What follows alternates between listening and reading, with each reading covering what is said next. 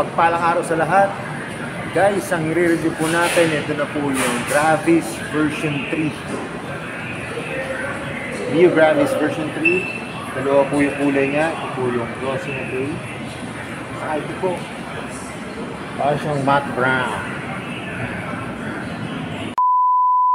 Pero pag bago pa lang po kayo sa aking YouTube channel, pa-subscribe naman po at pa-hit ng notification bell para updated po kayo sa aking mga videos. Tara guys, wala natin ito review. So yun guys, ito na po yung bagong Mio Gravis version 3. Ito po yung glossy na gray. Ito naman po yung matte brown.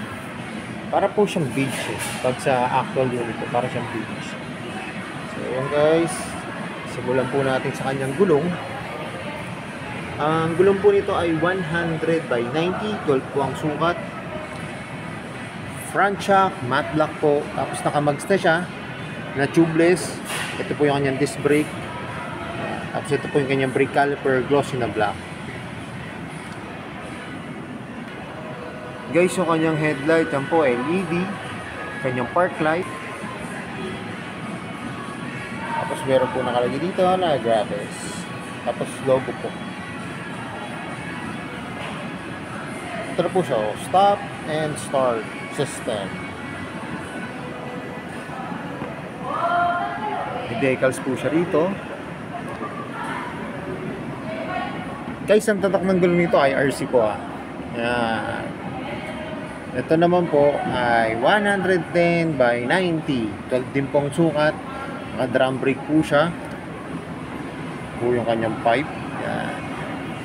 Ganda nito guys, yung heat guard niya po cover na cover po yung yung ating muffler, kaya iwas pasok. Ito naman po yung tapakan ng akasan. Yan. Ganda ng design. Saka ito po yung kanyang side. Meron po ditong nakadikit na emblem na Mio Gravis. Yan. Kanyang grab bar. Yan, matte black. Saka guys, ito po yung kanyang tail light. Yan. LED na rin po. Yung kanyang magkabila pong signal light ay bulb type po. May reflector po dito. Ito po yung kanyang fender. Yan, fender sa likod.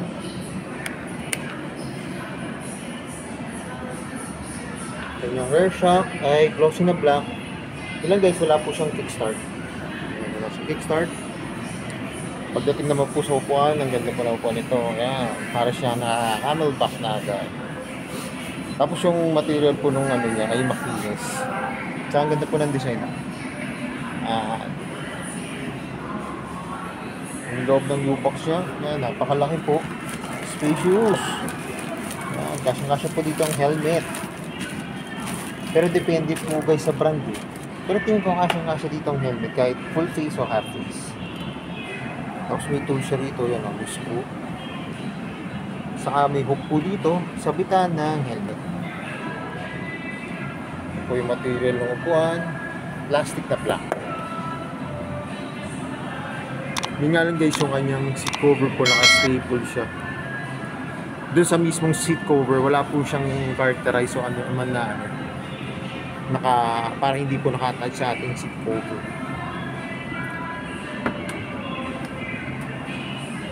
Ito naman guys yung kanyang footboard. Yun lang guys, yung napansin ko dito sa footboard nito, parang makipot lang. Tignan nyo, pagka tinatong pa ako, yan, sakto lang siya. Hindi kaya po dito na meron pang space dito na pwede kang mag-iba ng posisyon ng paa. Pero pwede naman po siya yung nakatapak kung ano pong mas comfortable yung pagdadrive. Saka guys, ang gandaan po nito, dito na po yung kanyang gas tank. Yan, nasa labas na po. Kaya pagka magpapagas po kayo, hindi na kayo tatanong.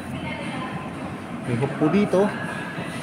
Ito po yung kanyang pocket. Yan. Malalim po. Kasya po dito bottled water. Saka cellphone, wallet, kasya. USB port.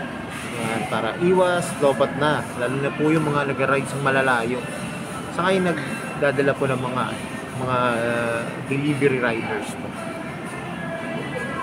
Ang kanyang susian. Yan. Maganda na rin po. Saka push button na po yung kanyang fuel. Ito nga po yun. Subukan natin kung naka-up. Ay, hindi po. Hindi po siya naka-operate. Wala po kasing CGM. Tapos ito po yung seat, yung kanina pinakita. Ang manubela naman ito guys, yan. Ganda po. Maliit lang po yung kanyang gauge panel, pero digital na po. Kanyang brake lever, lambot. Tapos may safety feature po siya na pag pinrest nyo at pinindot nyo to, yan po. Tapos pag i-release nyo lang naman po siya, press down nyo lang po to. Ayun. Ito po yung mga function niya. Ayan, high and low, signal. Ito po yung busina. Kill switch. May hazard po siya. Yun lang guys, electric start lang po siya. Wala siyang kickstart. Yung throttle, ang lutong. At yung kanyang brake lever. Saka blue core na po siya. Blue core. Saka ito po yung nadagdag dito sa Gravis version 3. Naka Yamaha Motorcycle Connect na po siya. So yun guys. Pakita ko lang sa inyo yung kanyang magandang side mirror. Ayan o. Ang ganda po. Ito po yung ano niya, side mirror. May naka-emboss na Yamaha. So yun guys, sasakyan ko na to Mio Gravis version 3. Pero sa kulay po nito, ito po brown, tapos itong glossy na gray. Ang ganda po nitong glossy na gray, lalo na pag makikita nyo na actual. Napaka-solid na, maangas po. Yan. Ito po kasi parang aesthetic siya. Ayun guys, dito nyo na ako pag nakasakay na ako sa unit.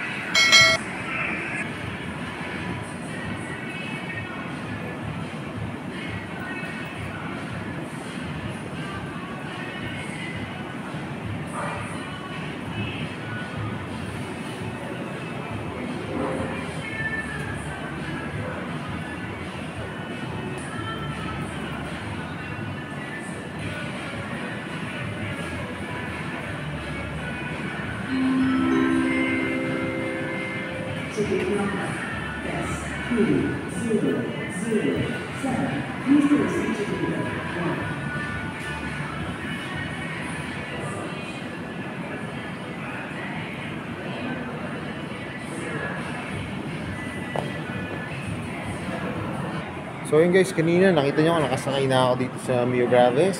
Ayan, napaka-komportable na po.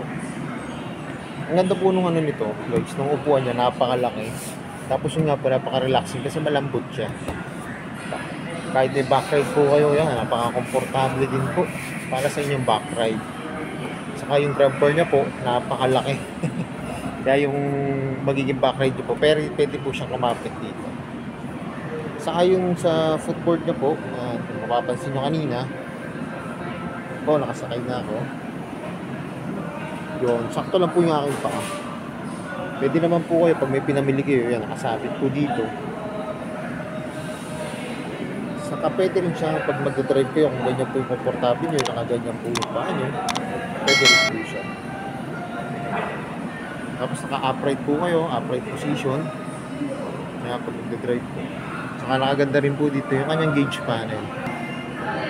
So yun guys, alam ko ito na yung inaabangan nyo. Magkano ba itong Mio Gravis version 3? Guys, magugulat kayo sa presyo nito. Kasi napakalaki ng ibinaba nito. Doon sa dati niyang presyo na version 2. Pakita ko na sa inyo. Guys, ito na po yung kanyang price. Kita nyo naman, oh, 86,000. Guys, last year po, ang presyo nito ay 96,000. Kaya yung dating hindi maka-afford po nito kasi medyo may kataasan ng presyo. Ngayon, kaya-kaya nyo nang bilhin. Ayan, o. Kapresyo na lang ng isang branded po na unit na 125 din. Hindi na po sila nagkakalayo. Tapos dito po sa may bike port, dito po yung kanyang down payment. Yan po, 4,376 pesos. Pag installment po. Ito po, pag 12 months, 9,257 pesos. Pag 24 months, 5,876 pesos. Pag 36 months naman po, 4,721 pesos. Guys, kanina nung sinakyan ko yung unit, hindi ko na po siya naibaba o yung nasubukan po yung kanyang suspension. Kasi ano po dito po tayo sa showroom. Nakaano na po siya. Maganda na po yung pagkaka-setup. Kanina, tinitignan ko po dun sa labas. Wala po kasing available na unit sa labas. Pero tingin ko, ito naman po, ayan, ito yung kasing dimension niya.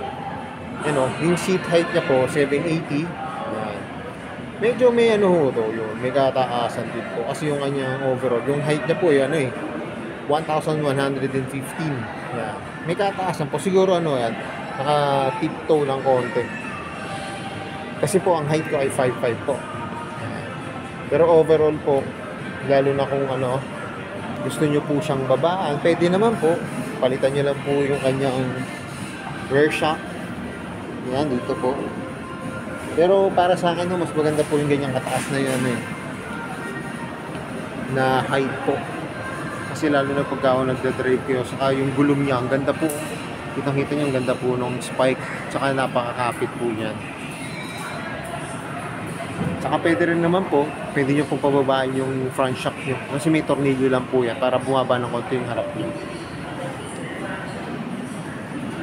Saka guys, ang available po ng kulay dito, ito nga po, dalawa lang po. Ayan. Depende po kung anong gusto nyo. Gusto nyo aesthetic o yung classic na kulay. Kulay Coach na nga po ito, yung ganda po. So yun guys, hanggang dito na lang. Kung bago lang po kayo sa aking YouTube channel, pa-subscribe naman po at pahit ang notification bell para updated po kayo sa aking mga videos. At salamat nga po pala dito sa may Bike World, dito po sa may Barangay Macabling, Santa Rosa, Laguna. At nare-review ko po yung mga motor dito. Ang dami po, maganda po ng motor dito. Mag-apply na po kayo. At kaya na lagi po sinasabi, ingat po palagi, ride safe always, and God bless po. At lagi natin tatandaan, mahal tayo ng Diyos. Bye-bye!